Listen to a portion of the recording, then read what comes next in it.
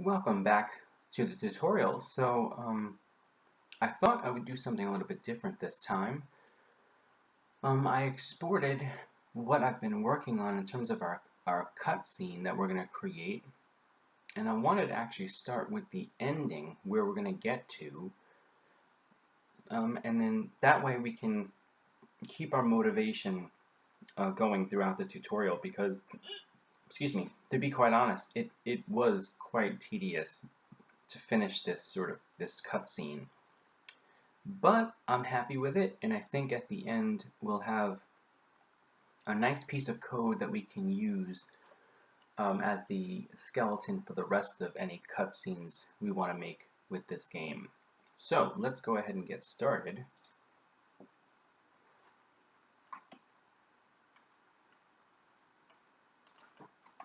I'm going to raise the volume a little bit here.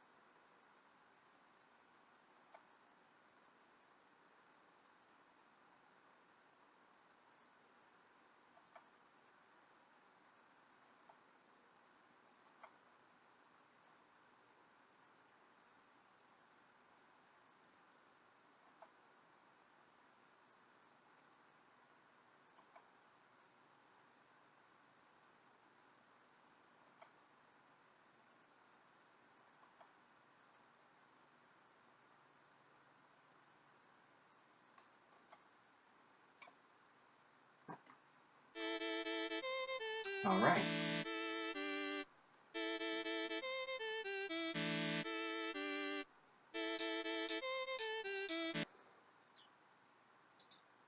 Okay, so that was the full cutscene. It took me hours to sort of get through because there are a lot of things that I had to kind of work through on my own in order to figure out the best way to display it for the tutorial, and at the same time to try to help future-proof it so that I can use a majority of the code when creating other cutscenes. So, without further delay, let's go ahead and get started here in our own code. And I want to begin by going to load game and creating a few global variables here that we're going to use. We'll use some scene variables as well, but we do need to keep track of when these cutscenes are finished so that we don't repeat them every time we reload this new scene. Alright, so I'm going to go to Game Manager first here, and I'm going to add a new GManager variable, and that's going to be, whoops, there we go. It's going to be called gmanager.cutsceneStart. Set that equal to 0, and I'm going to copy this and paste it. Let's see, do I want to do it here? No, I think I'll just leave this for right now, cutscene start. Okay. Next thing I want to do is I want to go to our, well, maybe I should explain myself a little bit here. Let me collapse some of these so that everything's a little bit easier to see. Cutscene seems pretty straightforward. We're going to use this to sort of let the software know that we're either we're starting or in the middle of a cutscene still, right? When it's set to 1, we're going to use that to sort of shut down some code to try to take away some of the user playability here and just let the cutscene do its thing until it ends. So we're going to use this cutscene thing to modify some other external events, including Bob. Where's our Bob one? Oh, it's not here, it's another one. Okay, so the next thing we want to do is go to our scenes, and we've got kingdom, kingdom dialog, kingdom mechanics. Let's go ahead and add another grouping here. I'll right click kingdom, group, there we go. We'll move this over, and we're going to call this one kingdom cutscenes. Okay, and you do want to be rather clear about naming conventions for your cutscenes. So let's go ahead and add new. I'll right click Kingdom Cutscenes and I'll add a new grouping here underneath. And we're going to call this cutscene here Jane and Henry. And I'm going to right click and add a new sub event underneath. Here we go. And I want to initiate some variables here as well. And I'm going to use my cutscene name for my variable structure here. I'm going to call this one value of a global variable Jane and Henry dot start equals set to 0. We'll do that. Okay, these do need to be unique. I'm going to copy this and paste it, and let's change this to Jane and Henry complete, and we'll use this naming convention for all of our cutscenes. That should help organize our code and reuse it. Alright, so we've got that set up now. Now we need to create a corresponding external event. Want to do that this time? Yeah, I think I do. Let's go ahead and do that now.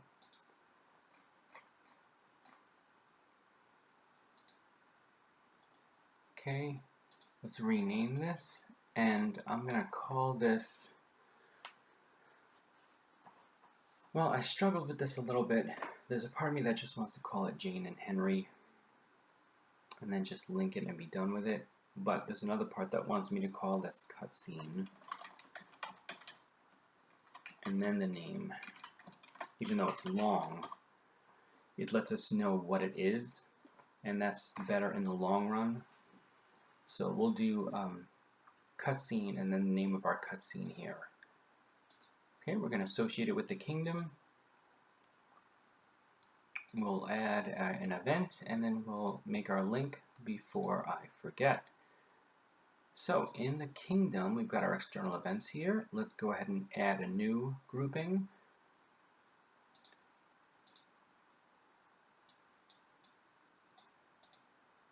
Okay, we'll call this one cutscenes. And we'll add another group underneath here. And we'll call this one,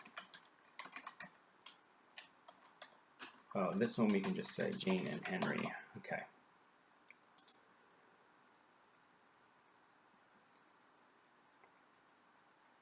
Oh no, I have to do my link. What am I doing here? Sorry. Let's make our link. Place it underneath cutscenes.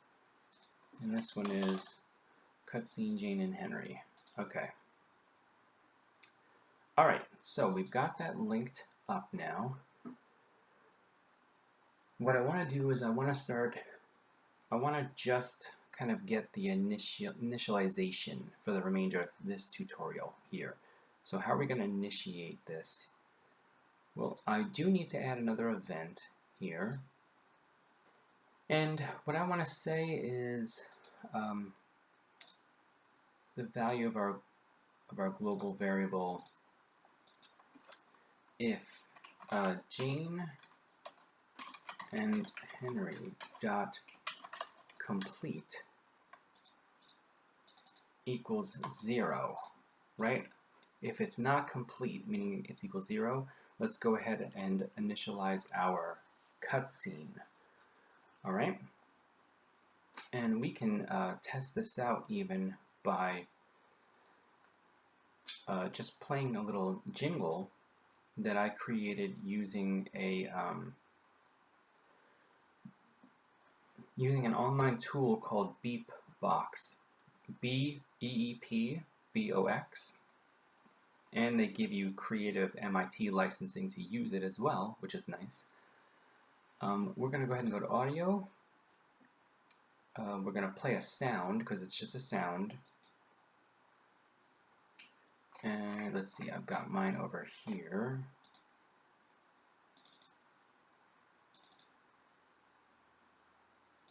Cutscene. Start.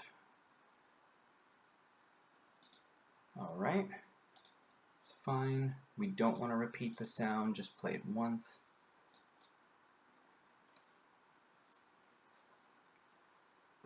This will initialize sort of, or show us that we're on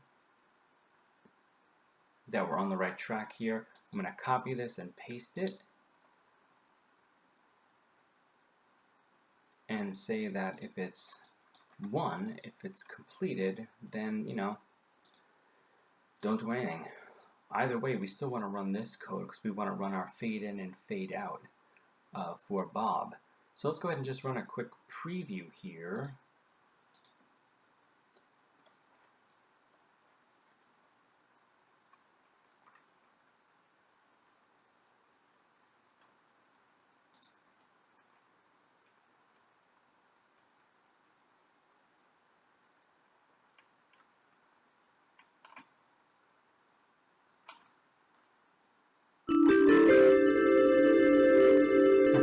Lagging quite a bit. Not really sure why, but all right. So that part is working actually. It opened up and started the cutscene. Now we need to write the code here, to also initialize or initiate our actual Jane and Henry cutscene, and that's going to be using global variable Jane and Henry dot start equals 1. Okay, and then that is going to get this code here going. This is our actual external event cutscene. We'll go ahead and we'll say value of a global variable Jane and Henry dot start equals 1. If it equals 1, we're going to run all this. We won't bookend it just yet because it won't end in our traditional way, right? It's going to end embedded within sort of our dialogue exchange here. All right. So we've set up sort of the bookends for this. Okay, in the next tutorial, we'll go ahead and we'll start filling this out a little bit here, okay, and make our other necessary changes.